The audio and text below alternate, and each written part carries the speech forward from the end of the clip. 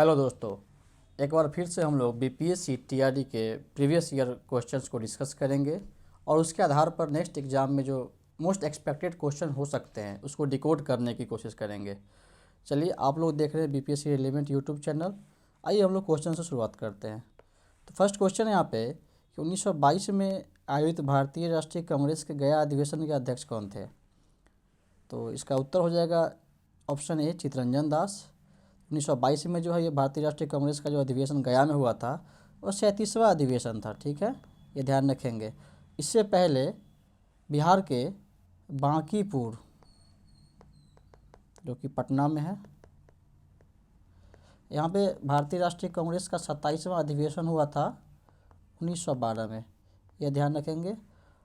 और इससे रिलेटेड ये फैक्ट ये है कि इनके अध्यक्ष कौन थे, तो उनका नाम था रघुनाथ मुधोलकर, मतलब RN मुधोलकर।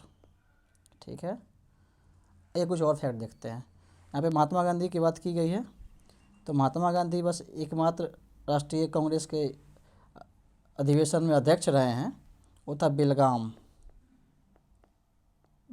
अधिवेशन, और ये कर्नाटक में है। ये 1924 में एक मात्र बार रहे थे अध्यक्ष। ठीक है, ये बहुत इंपॉर्टेंट, ध्यान रखेंगे। हाँ, एक और बिहार में जो अधिवेशन हुआ था, जो उस समय संयुक्त बिहार था, अब तो झारखंड से अलग हो गया, मतलब बिहार सेपरेट हो गया। तो उसमें 53वां जो भारतीय राष्ट्रीय कांग्रेस INC का जो अधिवेशन हुआ था 1940 में हुआ था, क्योंकि रामगढ़ जो अभी के वर्तमान के झारखंड में है, उस समय बिहार का ही पार्ट था, उसमें हुआ था। तो उसके जो अध्यक्ष थे वो थे मौलाना अबुल कलाम आज़ाद। ये याद रखेंगे, मौलाना अबुल कलाम आज़ाद, जो कि फ्री इंडिया, जो आज़ाद भारत था, उसके प्रथम शिक्षा मंत्री भी रहे हैं मौलाना अबुल कलाम आज़ाद। आइए अब इससे कुछ रिलेटेड क्वेश्चन देखते हैं। यहाँ पे चित्तरंजन दास की बात करते हैं। तो चित्तरंजन दास और मोतीलाल नेहरू, इन्होंने साथ मिलके, बताते हैं, यहाँ पे लिखते हैं हम लोग, स्वराज पार्टी का गठन किया था। स्वराज पार्टी का गठन किया था। उसका डेट था 1 जनवरी 1923। और स्वराज पार्टी के गठन होने के पीछे कारण क्या था कि जब महात्मा गांधी ने असहयोग आंदोलन को वापस ले लिया चौरी चौरा हत्याकांड के बाद, तो इस चीज़ से ये लोग नाराज़ होकर स्वराज पार्टी का गठन किए। ठीक है। और मोतीलाल नेहरू से यहाँ एक और फैक्ट जुड़ा हुआ है मोतीलाल नेहरू से, कि इन्होंने 1928 में जब ये साइमन कमीशन भारत आया तो उसका विरोध किए ये। तो उस समय जो भारत के सेक्रेटरी थे, सचिव थे भारत के, सेक्रेटरी ऑफ स्टेट जो थे, उनका नाम था लॉर्ड बिरकेनहेड। ठीक है, काफ़ी इंपॉर्टेंट है, आप लोग नोट करते चलेंगे। लॉर्ड बिरकेनहेड, इन्होंने मोतीलाल नेहरू को चैलेंज किया था कि ठीक है, आप साइमन कमीशन का विरोध कर रहे हैं, तो आप पे इतना क्षमता है तो आप खुद से एक कॉन्स्टिट्यूशनल ड्राफ्ट तैयार कीजिए, खुद से अपना संविधान लिखिए। तो इस चैलेंज को इन्होंने एक्सेप्ट किया और मोतीलाल नेहरू ने 1928 में अपना नेहरू रिपोर्ट प्रस्तुत किया था। ठीक, ये ध्यान रखें। और अलग बात है कि इसको बाद में माना नहीं गया, खारिज कर दिया गया, ये चीज़ है। और हाँ, इतने सारे प्रश्न हुए हैं तो आप ये ध्यान रखेंगे कि इससे ये पता चल रहा है कि जो भारतीय राष्ट्रीय कांग्रेस का जो भी अधिवेशन हुआ है वो काफ़ी महत्वपूर्ण है एग्जाम पॉइंट ऑफ व्यू से। तो उसको आप लोग एक बार देख लेंगे एग्जाम से पहले। ठीक है, आइए हम लोग नेक्स्ट क्वेश्चन देखते हैं। नेक्स्ट प्रश्न है, असहयोग आंदोलन के दौरान किसने बिहार में किसानों की अगुवाई की। तो सबसे पहले असहयोग आंदोलन कब हुआ था, हम जानते हैं कि 1 अगस्त 1920 से शुरू हुआ था ये।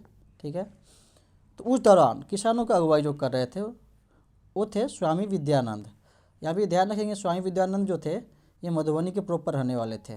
ठीक, और इन्होंने जो किसान का आंदोलन का अगुवाई किया था, इनका जो विरोध था वो दरभंगा महाराज के खिलाफ था। दरभंगा महाराज के विरोध में ये प्रदर्शन कर रहे थे। और एक बार ये प्रश्न बीपीएससी में पूछा गया है कि स्वामी विद्यानंद का रियल नेम क्या था। तो ये आप लोग ध्यान रखेंगे कि स्वामी विद्यानंद का रियल नेम था विशुभरण प्रसाद। लिख देते थे इधर हम, यहाँ पे, हाँ, विशु भरण प्रसाद नाम था इनका, ठीक। और राजकुमार शुक्ल का तो आप लोग जानते हैं कि जो चंपारण सत्याग्रह हुआ था तो उसमें गांधी जी को उन्होंने न्योता दिया था लखनऊ अधिवेशन में 1916 में जाके, और जो चंपारण में जो किसानों की दुर्दशा थी उसे अवगत कराया था। उसके बाद चंपारण सत्याग्रह था 1917 में, आप सब जानते हैं। और राजेंद्र प्रसाद से रिलेटेड बहुत सारे फैक्ट हैं जो कि इस क्लास में पॉसिबल नहीं है, इसमें हम इस चीज़ को हम कभी और देख लेंगे, ठीक है। आइए नेक्स्ट क्वेश्चन देखते हैं। नहीं सॉरी, इसमें ये चूँकि किसान आंदोलन की बात की गई है तो बिहार में कई प्रकार के किसान संगठन बने हैं, तो उसके बारे में हम लोग कुछ जान लेते हैं, ठीक है। आइए शुरू करते हैं। तो सबसे पहले 1921-22 में श्री कृष्ण सिंह, जिन्हें हम लोग बिहार केसरी भी कहते हैं, ये ध्यान रखेंगे। ये भी प्रश्न पूछा गया पिछले बीपीएससी में 69वीं में, ये पूछा गया था प्रीलिम्स में कि बिहार केसरी किसे कहा जाता है, ठीक है। तो ये श्री कृष्ण को कहा जाता है श्री कृष्ण सिंह को, जो पहले मुख्यमंत्री भी हमारे रहे हैं, ठीक। और शाह मोहम्मद जुबैर, इन दोनों ने मिलके बिहार किसान सभा का स्थापना किया, ठीक है। बिहार किसान सभा आप लोग नोट करेंगे, तो स्पेस की कमी है यहाँ पे, इसलिए मैं थोड़ा सा इसको रफ भी करूँगा, ठीक। और एक फॉर्मल तरीके से इसका 1929 में फिर से गठन किया गया। सोनपुर मेला जो लगा हुआ था वहाँ पे, उस समय इसका नाम दिया गया बिहार प्रांतीय किसान सभा, जिसके अध्यक्ष थे स्वामी सहजानंद सरस्वती, स्वामी सहजानंद सरस्वती, ठीक है। अब देखिए विडम्बना कि स्वामी सहजानंद सरस्वती का भी रियल नेम क्या था, ये पूछा गया है। तो इनका रियल नेम था, इधर हम लिख देते हैं,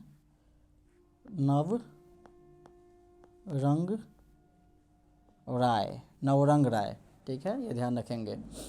आइए एक और फैक्ट इसमें देखते हैं किसान सभा से रिलेटेड, कि 1936 में अखिल भारतीय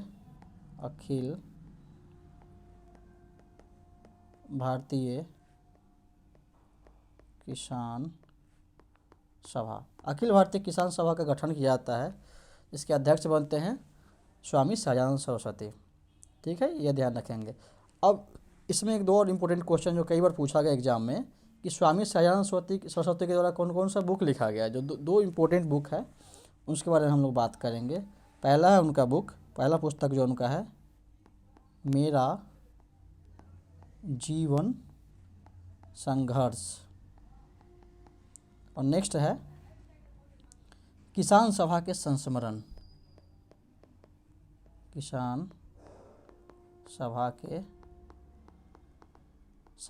ये ध्यान में आप लोग रखेंगे।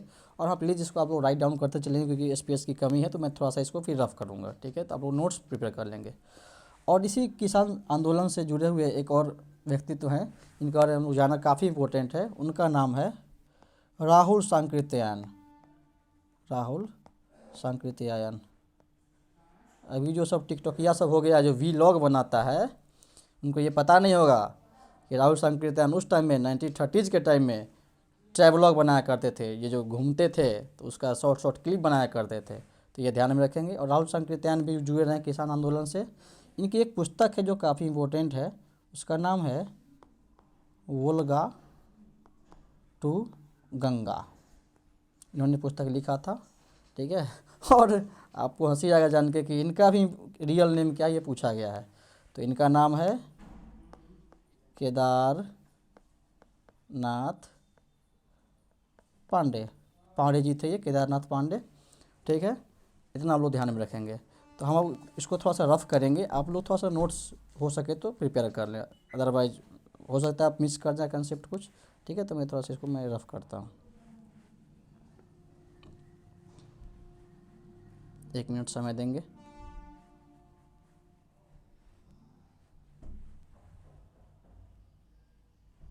आइए वो नेक्स्ट क्वेश्चन देखते हैं कि 1817 में कलकत्ता में हिंदू कॉलेज की स्थापना किसने की। जब हम ऑप्शन देखेंगे तो थोड़ा सा काफ़ी क्लोज ऑप्शन दिया है, लेकिन इसका आंसर जो होगा 1817 में जो कलकत्ता में हिंदू कॉलेज की स्थापना की गई थी उसको राजा राम मोहन राय और डेविड हेयर ने साथ में मिलकर कलकत्ता में हिंदू कॉलेज की स्थापना की थी। तो इस हिसाब से यहाँ पे जो ऑप्शन दिए हैं उस हिसाब से इसका आंसर डेविड हेयर हो जाएगा। ठीक है, अब आइए हम लोग राजा राम मोहन राय के बारे में कुछ जानते हैं। तो सबसे पहले राजा राम मोहन राय को राजा के टाइटल किसने दिया? तो इसने अकबर द्वितीय, अकबर सेकेंड ने दिया था। ये हम लोग ध्यान में रखेंगे, वेरी वेरी इंपॉर्टेंट। ठीक है, और अब देखेंगे राजा राम मोहन राय के कुछ वर्क्स हैं। तो सबसे पहले इन्होंने कुछ गठन किया था। तो सबसे पहले तो 1817 में कलकत्ता में हिंदू कॉलेज की स्थापना हुई, जो प्रश्न में दिया हुआ है। उसके बाद याद रखेंगे कि 1825 में वेदांत कॉलेज का भी स्थापना किया इन्होंने, वेदांत कॉलेज का स्थापना किया था। ये ध्यान में रखेंगे आप लोग, 1825 में। ये टाइमलाइन भी याद रखना काफ़ी इंपॉर्टेंट है सर। ठीक है, आइए अब इनके कुछ इनिशिएटिव थे उसके बारे में हम लोग जानते हैं। जैसे इन्होंने आत्मीय सभा 1815 में शुरू किया। उसके बाद ब्रह्म समाज या सभा का जो गठन है 1828 में किया। और ये जो समाज में कुरीतियाँ थी, सती प्रथा, बाल विवाह, इन सब चीज़ों से मतलब इनको चिढ़ था और ये इसके अगेंस्ट में थे। ठीक है, और एक सोशल रिफॉर्मर के रूप में थे, समाज सुधारक के रूप में थे। अब इनके कुछ बुक है जिसको हम लोग देखेंगे कौन कौन सा पुस्तक इन्होंने लिखा है, जो क्या वर्क है इनका, तो इसको देखेंगे। तो फिर से अगेन यहाँ पे स्पेस की कमी है, तो आप लोग इसको जॉट डाउन कर लेंगे। मैं थोड़ा सा इसको रफ कर देता हूँ। ओके,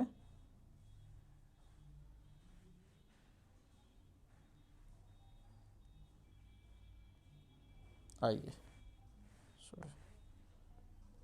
राजा राम मोहन राय। तो इनका कुछ वर्क है, ये जो कुछ बुक लिखे हैं, कुछ इनका आर्टिकल वगैरह, ये हम लोग देख लेते हैं। इनका जो कुछ इंपॉर्टेंट है उसी की बात करेंगे, बस है तो बहुत सारा इनका, लेकिन चलिए देखते हैं। फर्स्ट जो था उसका नाम था प्रीसेप्ट ऑफ जीसस, ये हिंदी में भी ऐसे ही लिखा हुआ है, प्रीसेप्ट ऑफ जीसस। ठीक है, सेकेंड था इनका ए गिफ्ट टू मोनोथिस्ट। इसमें यह मोनोथिस्ट मतलब एकेश्वरवाद होता है, एकेश्वरवाद, ये ध्यान में रखेंगे। और भी इनका तूफत उल मुहाविद्दीन, तूफत उल मुवाहिद्दीन, सॉरी मुवाहिद्दीन। ठीक है, तूफत उल मुवाहिद्दीन, सॉरी थोड़ा नाम टफ है। एक और है इनका संवाद कौमुदी, साथ में संवाद कौमुदी, ये ध्यान में रखेंगे। ठीक, और भी देखेंगे, एक और देख लीजिए मिरात उल अखबार। और भी चाहिए, एक और इम्पोर्टेंट है इनका, ये भी देख लीजिए, गौदिया व्याकरण। इतने इंपॉर्टेंट वर्क्स हैं इनके, तो ये ध्यान में रखेंगे हम लोग। ठीक है, और एक बार और इसमें ध्यान रखने की चीज़ें हैं कि इनकी जो मृत्यु हुई थी मेनिंजाइटिस की वजह से हुआ था। इनके सर में एक्चुअली चोट लग गया था, ये लंदन गए थे उस समय। तो ये डाइड ड्यू टू मेनिंजाइटिस। ठीक है, ये हम लोग ध्यान रखेंगे। आइए नेक्स्ट क्वेश्चन देखते हैं। इनमें से किसने कहा था कि कांग्रेस का महल लड़खड़ा रहा है और भारत में रहते हुए मेरी एक बड़ी महत्वाकांक्षा यह है कि मैं शांति के साथ इसे मरने में सहयोग दे सकूं। देखिए, ये क्वेश्चन कई बार ये बीपीएससी टीआरई में भी पूछा गया है, BPSC combined civil service examination में भी पूछा गया है। आज यदि आप मेरा गवर्नर जनरल वाला वीडियो देखे होंगे तो मैंने इस प्रश्न को ऑलरेडी वहाँ डील किया, जो कि बीपीएससी सिविल सर्विसेज में पूछा गया है। तो ठीक है, तो इसका उत्तर आप सभी जानते होंगे, इसका आंसर जो होगा कर्जन होगा। ये कांग्रेस के बारे में काफ़ी हीन भावना था इनका, तो ये आप देख सकते हैं। अब यहाँ पे देखेंगे कि डफरिन ने क्या कहा है। डफरिन की बात करें तो सबसे पहले जब भारतीय राष्ट्रीय कांग्रेस की स्थापना हुई थी 1985 में, तो उस समय वायसराय जो था लॉर्ड डफरिनवा ही था। ठीक है, तो डफरिन ने कहा था भारतीय राष्ट्रीय कांग्रेस के बारे में कि कांग्रेस जो है एक अल्पसंख्यक वर्ग का प्रतिनिधित्व करता है, एक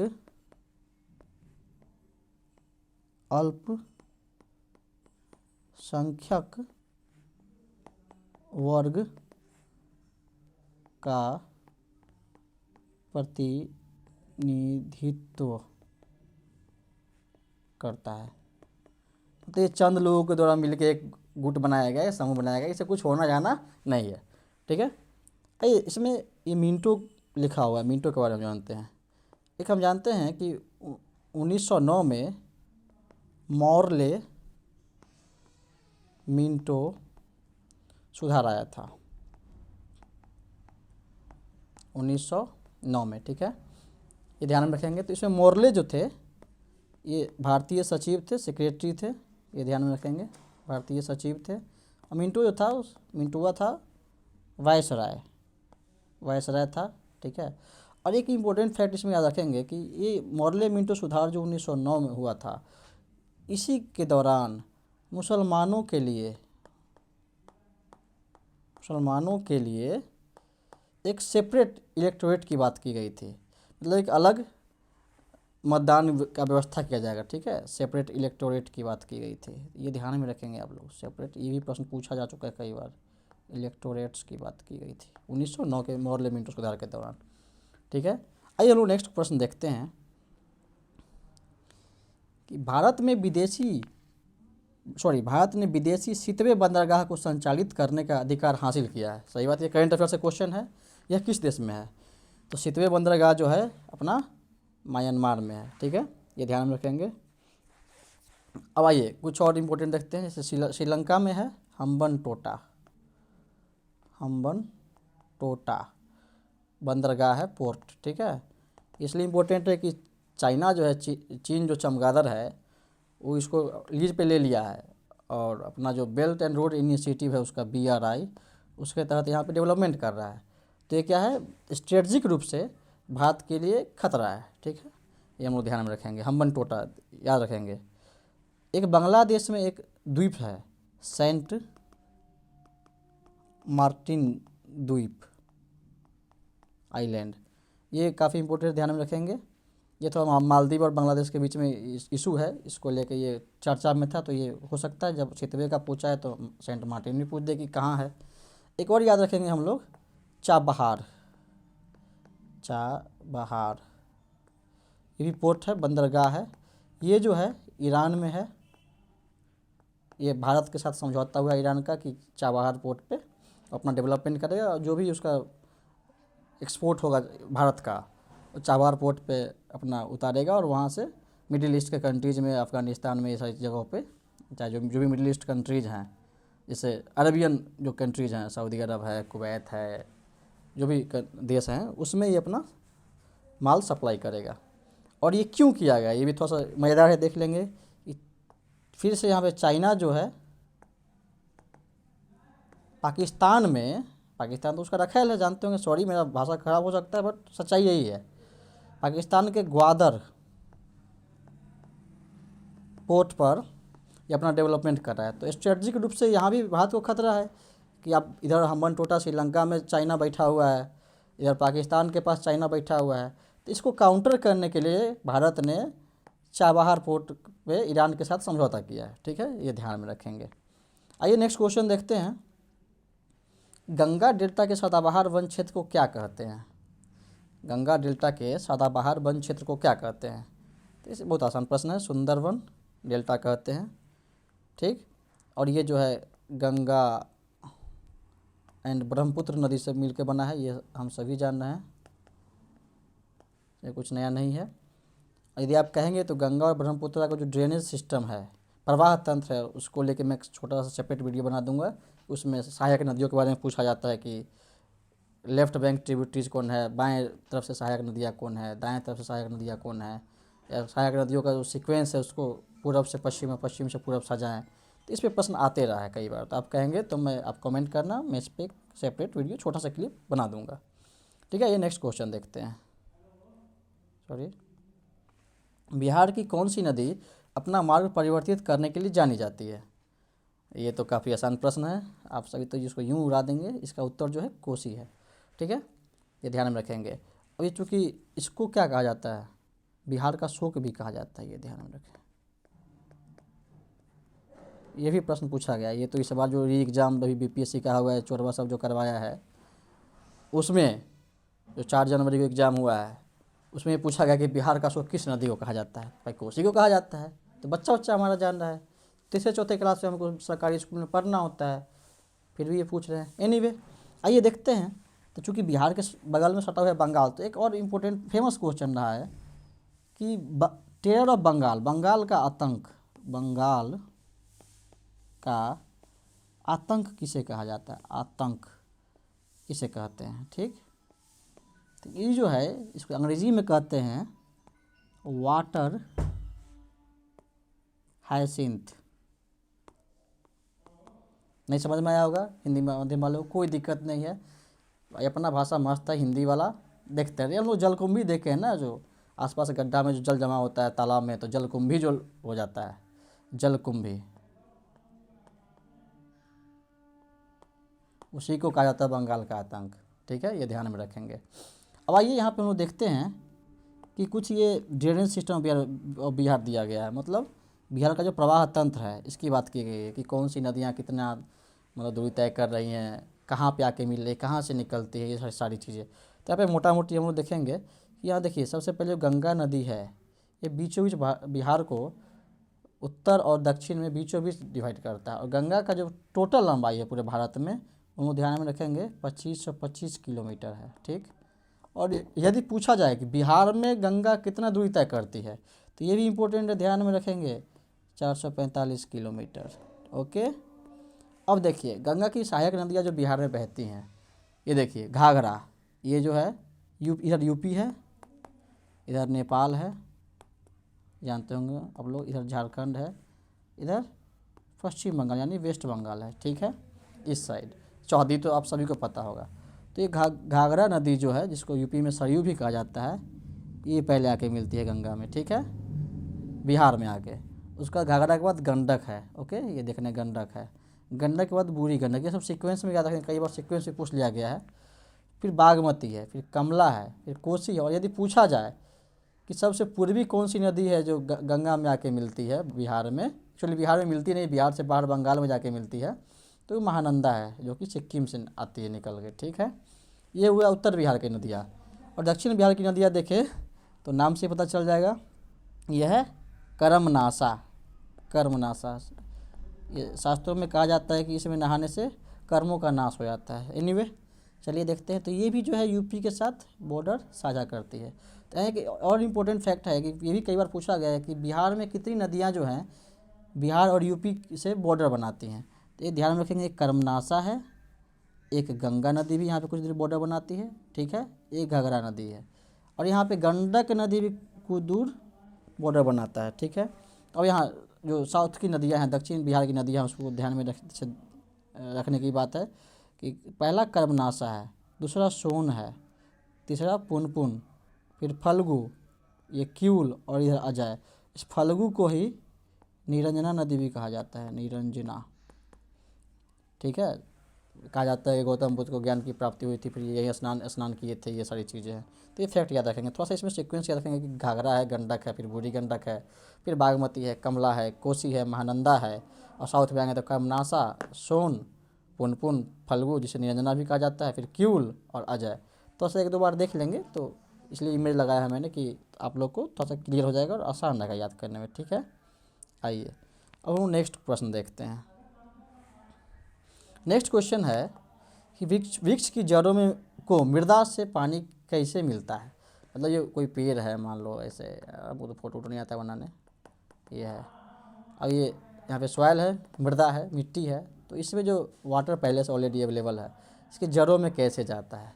तो ऑप्शन के हिसाब से इसको केशिका जल कहा जाता है, जो पानी मतलब इसको मिलता है उसको केशिका जल कहा जाता है। तो अपना एक यहाँ पे टर्म आ गया केशिकत्व, केसी का, तो थोड़ा हिंदी में अशुद्धि होगा तो माफ़ कीजिएगा, अब थोड़ा सा एडजस्ट करेंगे। ठीक है, तो केशिकत्व से एक दो प्रश्न पूछे जाते हैं कई बार कि इसके उदाहरण क्या क्या हो सकते हैं। तो काफ़ी फेमस उदाहरण आप सभी जानते हैं कि जब ये प्लेन पेपर पे इंक जब गिरता है तो फैल जाता है पूरा, ऐसे ऐसे ऐसे ऐसे, है ना। तो ये एक एग्जांपल हो गया। दूसरा कि लैंप की बत्ती, जैसे तेल जो ऊपर आना है, उसे भी खिसिकोत्त के आधार पे ही ये डिफाइन किया जाता है। और यहाँ पे 2 और टर्म है, काफ़ी फेमस है और आसान भी है, जाइलम और फ्लोएम। जाइलम का क्या कार्य है पेड़ पौधा में, वृक्षों में? तो ये क्या है ना कि जल को ट्रांसपोर्ट करता है, मतलब पेड़ पौधे के हर एक भाग तक जल को पहुंचाता है। और फ्लोएम जो है फूड या खाद्य भोज्य पदार्थ जो है, फूड एंड मिनरल्स को पहुंचाने का कार्य करता है। और याद करने का आसान तरीका है, एक जाइलम को याद रखेंगे, जौ से जाइलम, जौ से जल, ये तो बचपन से आप सभी जानते होंगे। ठीक है, आइए लोग नेक्स्ट क्वेश्चन देखते हैं। मैं थोड़ा इसको यहाँ पे रफ करूँगा क्योंकि फिर से थोड़ा स्पेस की कमी हो गई है, आप लोग जॉट डाउन कर लेंगे। ओके, आइए नेक्स्ट क्वेश्चन देखते हैं कि विषुववृत्तीय व्यास ध्रुवीय व्यास से कितना अधिक है। अब विषुववृत्तीय व्यास और ध्रुवीय व्यास मतलब क्या हुआ, मैं कोशिश करता हूँ सर्किल ड्रॉ करने का, थोड़ा सा मान लीजिए, तो ड्राइंग बहुत बेकार है हमारा, लेकिन मान लीजिए सर्किल है, मतलब एक पृथ्वी है। ठीक है, अब यहाँ पे ये बीचों बीच जो एक इमेजिनरी लाइन है, इसे विषुवत या इक्वेटर, विषुवतीय रेखा या इक्वेटर लाइन कहा गया है। ठीक है, इक्वेटर या विषुवतीय रेखा। और इधर जो है ये ध्रुव है, इधर उत्तरी ध्रुव और इधर दक्षिणी ध्रुव, नॉर्थ पोल साउथ पोल। तो कहा गया है कि विषुवृत्तीय व्यास ध्रुवीय व्यास से कितना अधिक है। तो हम लोग पहले देख लेते हैं कि कितना है, उस हिसाब से फिर कर लेंगे। आप लोग उसको डिफरेंट जो भी होगा घटा के निकाल लेंगे डिफरेंस। तो विषुवृत्तीय व्यास जो है वो जो है अपना 12,756 किलोमीटर है। ओके, और जो पोलर यानी ध्रुवीय व्यास जो है डायमीटर, पोलर डायमीटर 12,714 किलोमीटर है। ठीक है, तो यहाँ पे आप देखेंगे तो टोटल डिफरेंस जो है 42 किलोमीटर का आ रहा है, लेकिन कहीं कहीं पे टू बी एग्जैक्ट इसको लिखा जाता है 42.86 किलोमीटर। ठीक है, ये जो है राउंड फिगर में अप्रॉक्स में दिया हुआ रहता है, थोड़ा सा ये ध्यान रखेंगे। तो इस हिसाब से जो उत्तर है, पता नहीं आयोग ने क्या माना था, तो यहाँ पे यदि 42 आता तो 42 हो सकता है और 43 भी हो सकता है, तो ये ध्यान रखेंगे आप लोग। ठीक है, ज़्यादातर इस पे इस फैक्ट पर रिलाई करेंगे आप लोग, यहाँ जो लिखा हुआ है। ठीक है, क्योंकि इसमें तो उपयुक्त में से एक से अधिक, उपयुक्त में से कोई नहीं का ऑप्शन भी रहता है, तो ये आप लोग ध्यान में रखेंगे।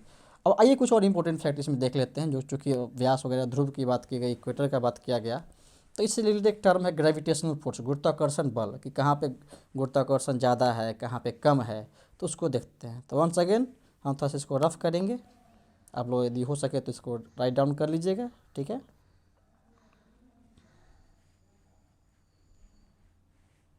आइए शुरू करते हैं फिर से।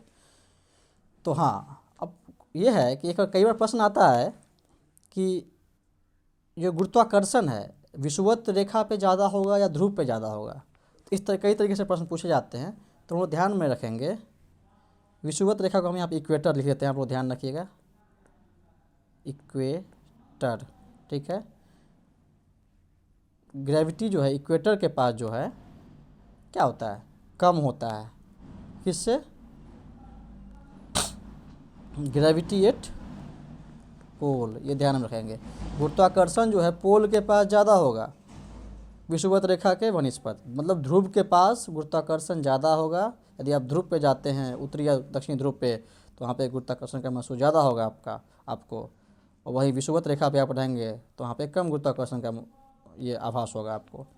तो इसके पीछे रीज़न भी हो सकता है, क्या है, तो आप सभी जानते हैं कि ये जो गुरुत्वाकर्षण बल का फॉर्मूला है, गुरुत्वाकर्षण फोर्स जो हम लोग निकालते हैं, m1 into m2 upon r square. r जो distance between the two objects है, तो ये है। ठीक है, तो यहाँ पे हम जो देखेंगे कि जिसका दूरी या मतलब रेडियस या डायमीटर जो भी है ज़्यादा रहेगा, तो इसका ग्रेविटी से इन्वर्सली प्रोपोर्शनल है। तो यदि ये ज़्यादा है तो ये कम, और ये कम है तो ये ज़्यादा होना चाहिए। तो यहाँ पे देखेंगे कि इक्वेटर पे जो है व्यास ज़्यादा है, तो वहाँ पे इक्वेटर पे क्या होगा, ग्रेविटी कम होगा, गुरुत्वाकर्षण कम होगा। वहीं पे हम देखेंगे कि पोल पे व्यास या उसका जो डिस्टेंस है वो कम है, तो वहाँ पे ग्रेविटी जो है ज़्यादा होगा। ठीक है, आप लोग समझ गए होंगे।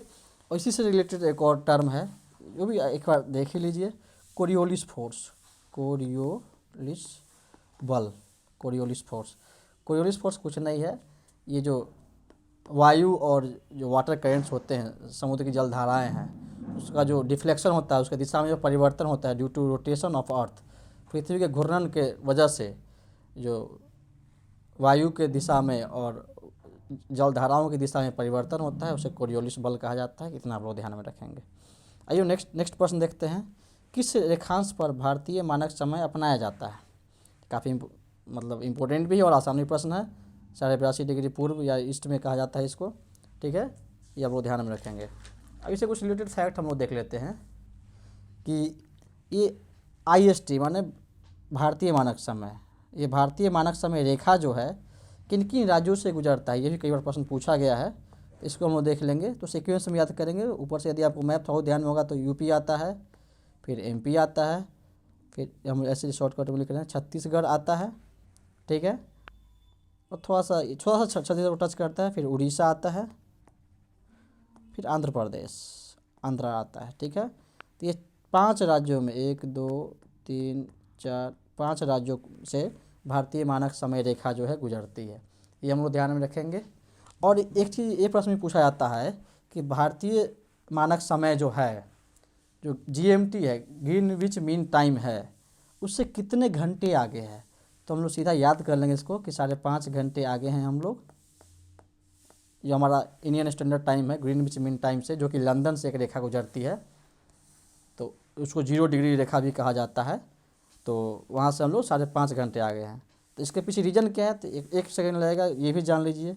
क्योंकि GMT ग्रीनविच मीन टाइम जो है उसको 0 डिग्री माना गया है। और ये भी कहा गया है कि यहाँ से जो भी रेखाएं गुजरेंगी, तो इधर हो गया ईस्ट यानी पूर्व, ये हो गया वेस्ट यानी पश्चिम। तो ईस्ट में यदि 1 डिग्री हम दूरी तय करेंगे तो हमारा 4 मिनट बढ़ेगा, 4 मिनट बढ़ेगा। तो उस हिसाब से भारतीय मानक समय जो है 82.5 डिग्री ईस्ट में है, पूर्व में है। तब 82.5 को आप 4 से मल्टीप्लाई करेंगे तो सीधा आ जाता है 330 मिनट, जो कि अपने आप में 5 घंटा 30 मिनट यानी 5.5 घंटे आगे है। और यदि हाँ, कई बार प्रश्न ये पूछ जाता है कि ग्रीनविच मीन टाइम पे 12 बज रहे हैं या 1 बज रहे हैं या 2 बजे के दोपहर या शाम या रात्रि का जो भी समय दिया पूर्वान्ह दिया जाए, तो आपको पूछ देगा कि इसके वेस्ट में कोई टाइमिंग देगा, इतने घंटे बाद क्या होगा, ईस्ट में क्या होगा। तो ये भी कई बार पूछा जा सकता है।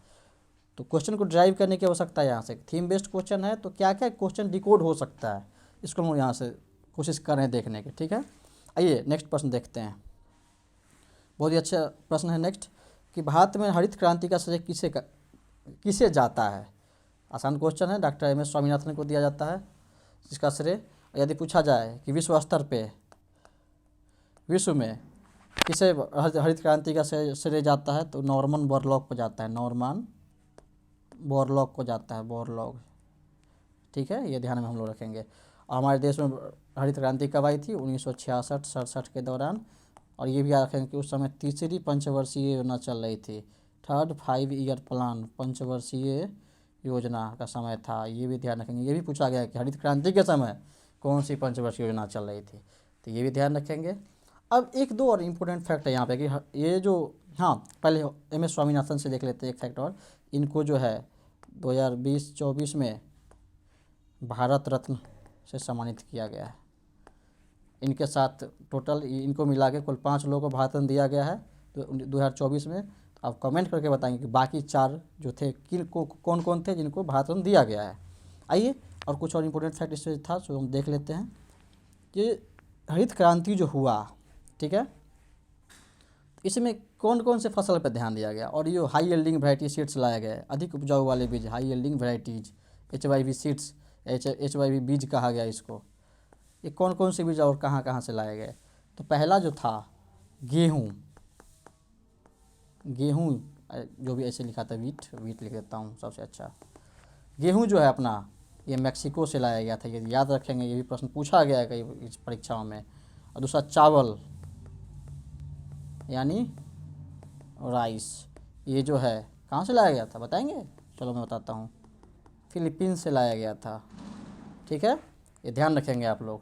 और हाँ, एक चीज़ और याद आ गया फिलीपींस से कि अंतर्राष्ट्रीय मतलब इंटरनेशनल चावल अनुसंधान केंद्र, राइस रिसर्च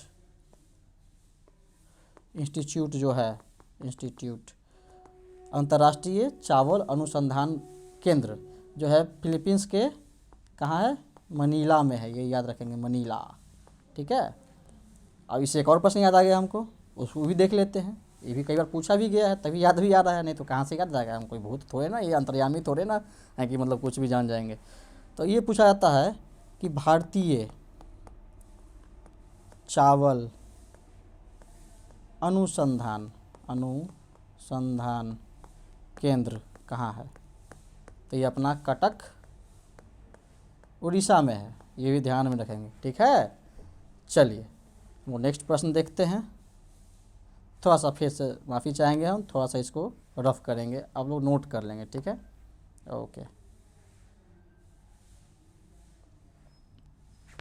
आइए शुरू करते हैं फिर से एक बार कि भारतीय उपमहाद्वीप पूर्व में मूलतः एक भाग था। ये हिंदी थोड़ा जटिल होता है भाई पढ़ने में, आप लोगों को सलाम यार जो हिंदी माध्यम से हो, काफ़ी टफ है भाई, काफ़ी टफ है, इतना अशुद्धि होता है मेरा क्या ही बताएं।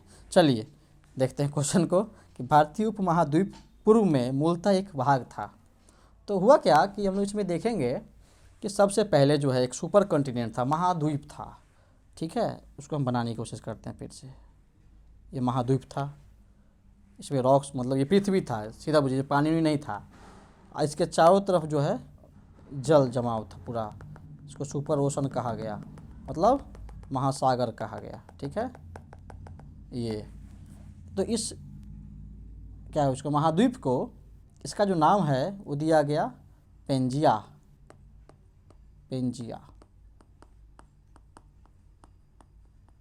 ठीक, और ये जो महासागर था, पानी वाला क्षेत्र था, इसको कहा गया पैंथालासा। हिंदी माध्यम में भी ऐसे ही लिखाएगा भाई लोग, पैंथलासा। ठीक है, थोड़ा बहुत करेक्शन कर लेंगे यदि कुछ दिक्कत हो तो, पहले ही हम डिस्क्लेमर दे दिए कि अपना बहुत टाइट है हिंदी।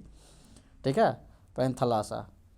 अब क्या हुआ कि धीरे धीरे ये पेंजिया जो है दो भाग में बट गया। पेंजिया जो दो भाग में बटा तो दो लैंडफॉर्म बने, दो भूमि का टुकड़ा बना, दो द्वीप बन गए एक महाद्वीप से। ठीक है, और बीच में ये पानी जो था, मान लीजिए यहाँ से ये दरार पड़ेगा, ये दो भाग में होगा तो ये पनिया तो बीच में घुसेगा ना जी, तो ये पनिया जो घुसा तो यहाँ पे पानी आ गया पूरा, फिर ऐसे पानी है इसमें है। ठीक है, तो अब इसका भी अलग अलग नामकरण किया गया। तो इसको जो है ऊपर वाले भाग को, ऊपर वाले जो भूमि का टुकड़ा था जो सुपर कॉन्टिनेंट से टूट के अलग हुआ, ये नॉर्थ और ये साउथ, ये नॉर्थ ये साउथ, ये टूट के अलग हो गया। तो नॉर्थ वाले को कहा गया अंगारा, फूल बने अंगारे वाला अंगारा नहीं बाबू रे, अंगारा। और इस साउथ वाले को कहा गया गोंडवाना।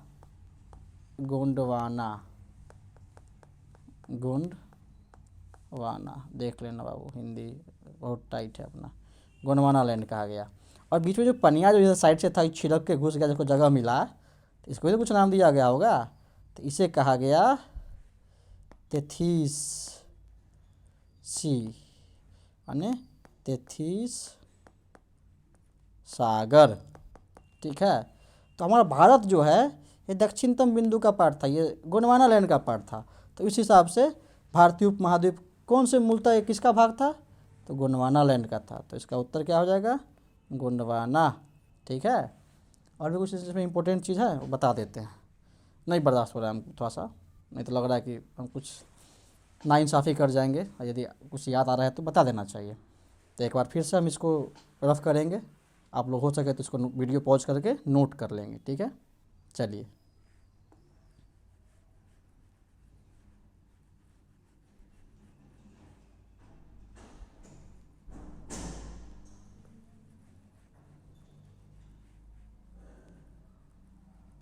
बहुत करना पड़ गया, चलो देखते हैं। तो ये जो अब ये हम लोग देखे थे कि एक महाद्वीप था, ये बाद में इधर ये पेंजिया था, इधर बन गया अंगारा। क्या हो रहा है, सॉरी मेरा पेंसिल डिस्चार्ज हो गया, मैं आगे कंटिन्यू करूँगा नेक्स्ट वीडियो से। ठीक है, थैंक यू।